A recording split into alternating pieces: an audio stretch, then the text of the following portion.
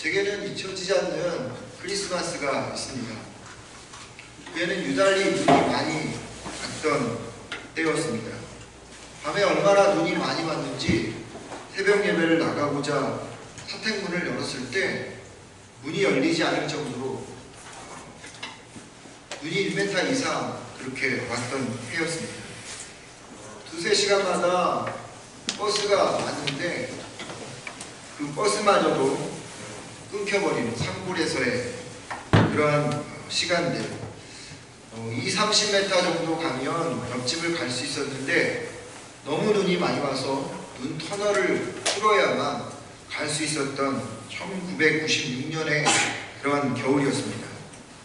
그렇게 많이 눈이 왔을 때 제가 섬기던 시골 작은 교회는 크리스마스 이브를 맞이했습니다.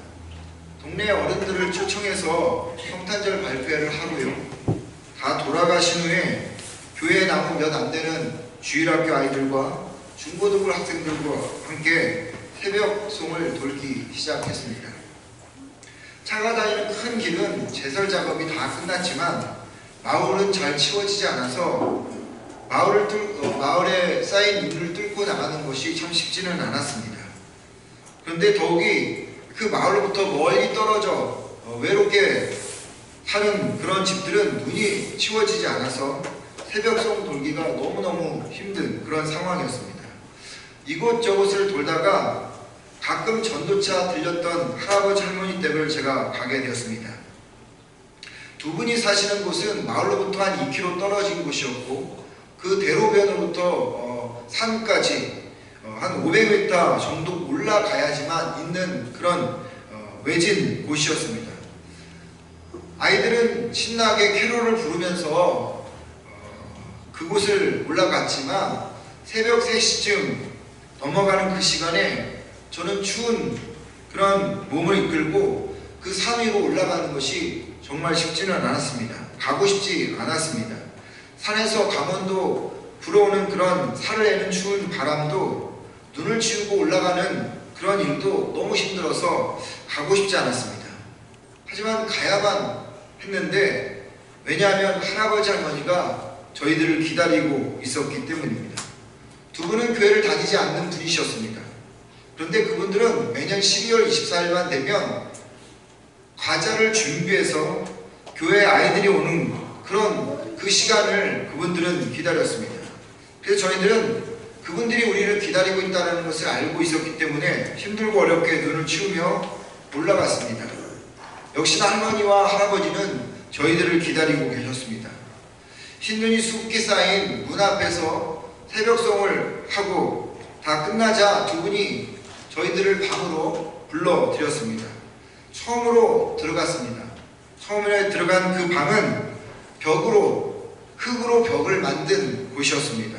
그리고 그 흙 위에다가 신문지로 도배한 그런 아주 남루한 방이었습니다. 이곳저곳에는 시래기와 메주를 말리고 있었고 아래목에는 이불로 덮어놓은 콩나무 시루가 있었습니다. 그리고 밤에는 화장실을 가지 못해서 화장실 대용으로 요강이 그곳에 있었습니다. 분불로 때운 아래목은 아주 시커매져 갖고 그냥 누가 보기에도 지저분한 그러한 방이었습니다. 방안은 낯선 이방인인 제게 너무나 초라해 보였습니다. 그런 생각을 비웃듯이 웃으시는 얼굴로 큰 봉투를 꺼내서 두 분은 아이들에게 선물을 나눠주기 시작했습니다. 제 생각엔 정작 선물을 받아야 될 분은 그 두 분 같았는데 그분들은 아주 즐거운 마음으로 웃는 마음으로 아이들에게 과자 봉지를 나눠주기 시작했습니다. 80 가까이 되신 연세, 힘든 농사로 허리는 구부정하시고 얼굴은 주름으로 가득하고 손은 거친 분들이셨지만 새벽까지 주무시지 않고 아이들을 기다리던 그리고 웃음 지으시며 선물을 주시는 그들의 마음을 보면서 저는 성탄절이 무엇인지를 조금이나마 깨닫게 되었습니다. 화려한 크리스마스도 아니고 잘 준비되어진 성탄들도 아니었지만 또 그분들은 성탄절의 의미를 잘 모르는 분이었지만 제가 갓 목회 나갔던 그때 그분들은 왜 하나님께서 이 땅에 오셨는지를 알게끔 해주시는, 그래서 제가 기억하기 시작하면서 제 기억에 남았던, 가장 인상에 남았던 크리스마스였습니다. 여러분, 성탄절은 초라함이 부유함과 화려함을 이기는 날입니다. 낮아짐이 높아짐을 극복하는 날입니다. 힘과 돈이 희생과 섬김에 패하는 날입니다. 교만함과 자랑이 겸손과 배려에 무너지는 날입니다. 이를 잘 보여주는 것이 역사적인 첫 번째 크리스마스입니다. 지금의 여러분, 크리스마스가 화려해져서 이렇게 성탄절에 우리가 발표회도 하고요, 맛있는 식사도 하고 선물도 주고받는 그런 여러가지 일들을 행사하는 크리스마스가 되었습니다. 또 세상 사람들은요, 성탄절 시즌이 되어서 한껏 분위기를 내는 그런 화려한 시즌을 보내고 있습니다. 하지만 첫 번째 성탄절은 지금과는 180도 다른 그런 성탄절이었다는 겁니다. 화려하게 잘 준비되어 있지 않는 그런 초라한 성탄절이었다고 하는 거죠. 그것이 오늘 본문에 자세하게 나와 있습니다. 예수님이 태어날 때 상황을 보면 합니다. 오늘 1절을 보면 그때 가이사 아구스토가 영을 내려 천하로 다 호적하라 하였으니 라고 기록하고 있죠. 팍스 로마, 힘의 로마를 만들려는 로마의 첫 번째 왕이었던 아우구스토는 모든 사람들에게 호적을 행하라 라고 이야기했습니다. 호적을 행한다는 것은 한 사람당 세금을 내라고 하는 그런 의미였던 것이죠. 여러분, 이렇게 돈을 내라고 했었을 때 그들이 자율적인 마음으로 이 일을 행했을까요? 아니, 강압적인 그런 느낌을 받았을까요? 열심히 번 내 돈을 타인이 강압적으로 빼앗아간 그런 느낌이라는 것입니다. 그런 느낌을 좋아할 사람이 있었을까요? 그러니 베들레헴 출신 요셉과 마리아가 호적하러 가는 그 기분은 어땠을까요? 좋았을까요? 좋지 않았을까요? 강압적으로 돈이 빼앗기는 그런 상황. 그래서 첫 번째 크리스마스는 침울하고 그리고 어두운 분위기였습니다. 두 번째는 요셉과 마리아 상황을 보면 합니다. 5절과 6절의 말씀을 보면 그 약혼한 마리아와 함께 호적하러 올라가니 마리아가 이미 잉태하였더라. 거기 있을 그때 해산할 날이 차서, 이미 마리아는 예수님을 잉태한 상황입니다. 더욱이 이제 해산할 날이 가까우는 그런 때였던 거죠.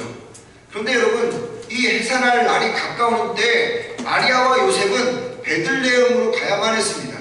베들레헴, 나사렛에서 베들레헴까지는 좋기 4일을 걸려서 가야 하는 곳입니다. 어쩌면 가는 도중에 해산할 수도 있는, 길거리에서 해산할 수도 있는 상황이 벌어질 수도 있다는 것이죠. 요셉도 마리아도 아마 기도했을 것입니다.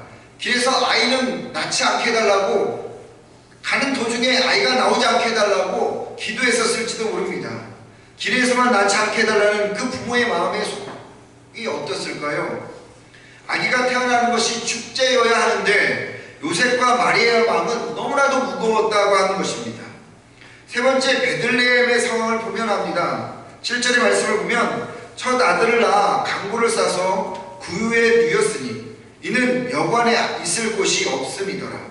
여기서 여관이라고 하는 단어는요, 모텔, 호텔이라는 말이 아닙니다. 원문을 보면 가정집의 사랑방입니다. 가정집에 있는 게스트룸을 말하는 것입니다. 유대 풍습에는요, 낯선 사람이 오면 그 집에 들어오면 무조건 어떤 일이 있어도 그 사람을 들여서 그 집의 게스트의 룸에 그들을 재우는 풍습이 있습니다. 하나님의 이름으로 그들을 극진히 대접하는 것, 그것이 유대 풍습이었다고 하는 것이죠. 그런데 베들레헴의 사람들은 하나님의 이름으로 당연히 대접해야 될 나그네, 더욱은다나 만삭이 된 여자를 맞이할 그런 마음들이 없었다는 거죠. 아무리 중요해도 자기의 안방을 내어주었던 그들의 풍습을 다 그들은 깨트려버리고 베들레헴 사람들은 마음의 문을 굳게 잡고 아무에게도, 만삭이 된 마리아에게도 방을 내어주지 않았습니다. 인정이라고는, 사랑과 자비라고는 털끝만도 없는 야박한 인심의 베들레헴이었다고 하는 거죠. 우리는 여러분, 첫 번째 크리스마스를 무척 호화스럽게 생각합니다. 천군과 천사들이 찬양하고 동방박사 가스파르와 멜케로와 발다사르가 황금과 유황과 모량을 가져오고 목자들이 천사들의 이야기를 전하고 주변에 짐승들이 마리아가 안고 있는 그곳에서 아기를 예수님을 향해서 경배하는 것을 상상합니다. 첫 번째 크리스마스는 멋진 성탄절이라고 생각하죠. 그런데 여러분, 그것은 우리가 그리고 싶은 성탄절이지 진짜 성탄절은 그렇지 않았다라고 하는 것입니다. 첫 번째 크리스마스는 싫어도 어쩔 수 없이 해야 하는 삶, 희망을 찾아볼 수 없는 삶, 당장의 불안한 삶, 그래서 각박해진 인심과 흉흉한 민심으로 가득한 크리스마스였습니다. 추운 날씨에 밖에서 아이를 낳고 첫 아들을 짐승의 밥통에 놓여야만 한 그런 절박한 크리스마스였다는 거죠. 그래서 사람들이 생각합니다. 이런 분위기를 급반전시킬 수 있는 영웅이 필요하다고요. 영어로 따지면 해피엔딩을 이루는 그런 영화이겠죠. 줄곧 악당에게 당하다가 막판에 저희가 승리하는 그런 영화, 드라마를 모든 사람들은 기대합니다. 실제적으로 유대인들은요, 그런 분위기를 반전시킬 수 있는 메시아 영웅을 기대했습니다. 사람들은 아우구스토와 같은 힘의 황제를 기다렸고, 웅장한 예루살렘 성전을 지어 위험을 떨쳤던 헤롯 대왕과 같은 위험을 가진 대왕을 기다렸습니다. 수리아의 총독인 구레르와 같은 뛰어난 재능을 가진 그런 영웅을 기다렸다는 거죠. 그래서 그들의 삶의 드라마가 해피엔딩으로 끝나기를 기대했습니다. 물론 우리도 별반 다르지 않죠.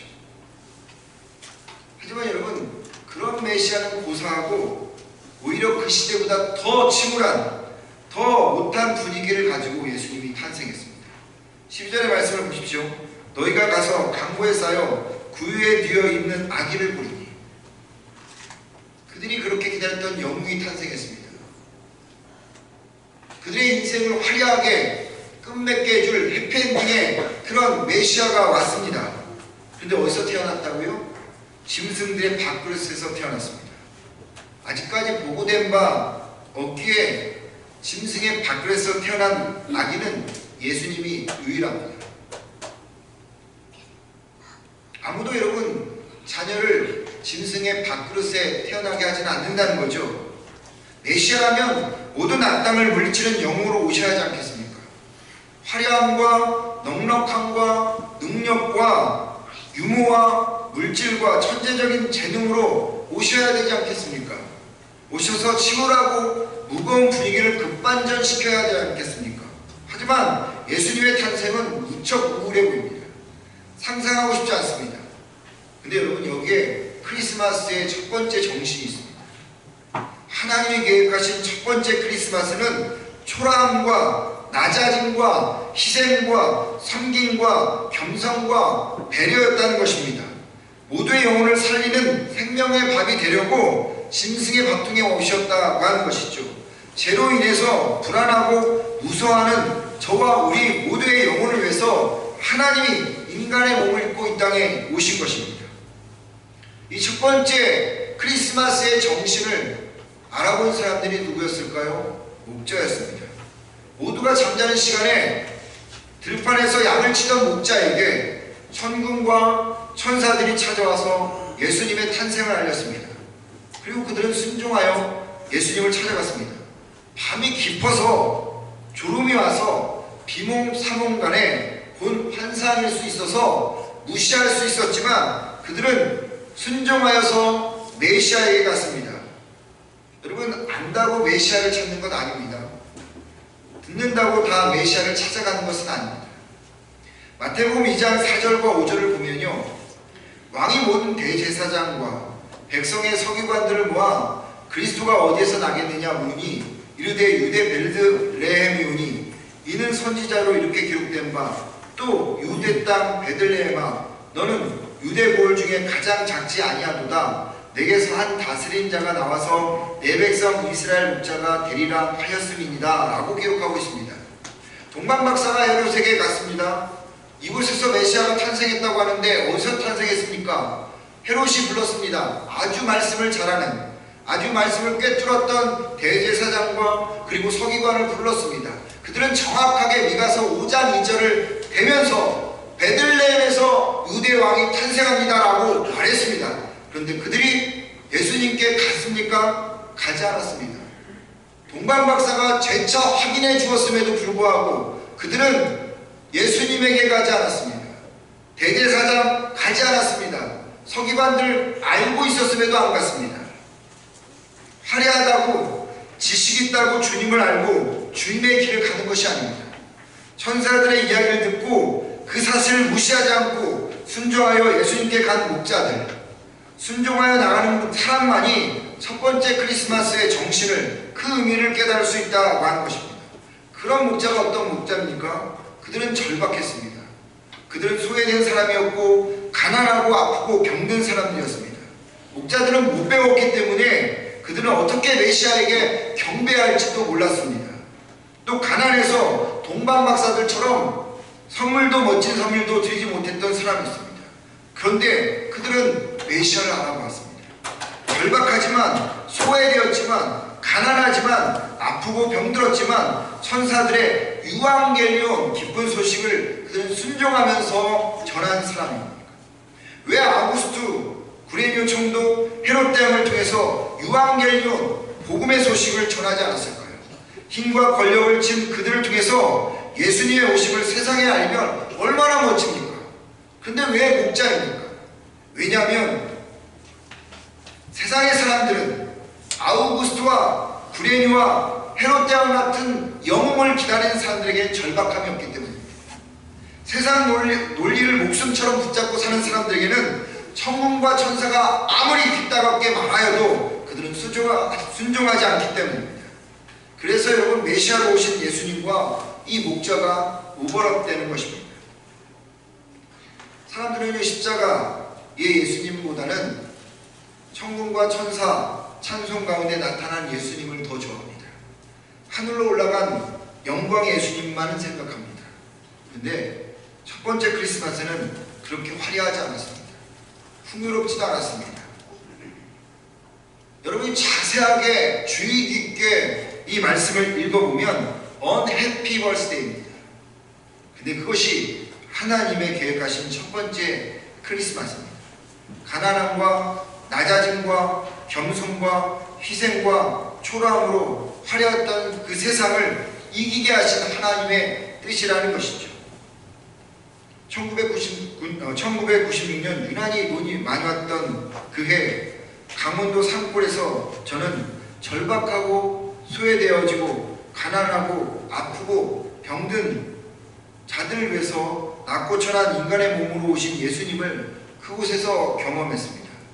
주름이 깊게 패인 두 분, 저를 향해서 웃는 그 얼굴, 아이들을 위해서 선물을 나눠줬던 그 두 분에게서 예수님의 얼굴을 보았습니다.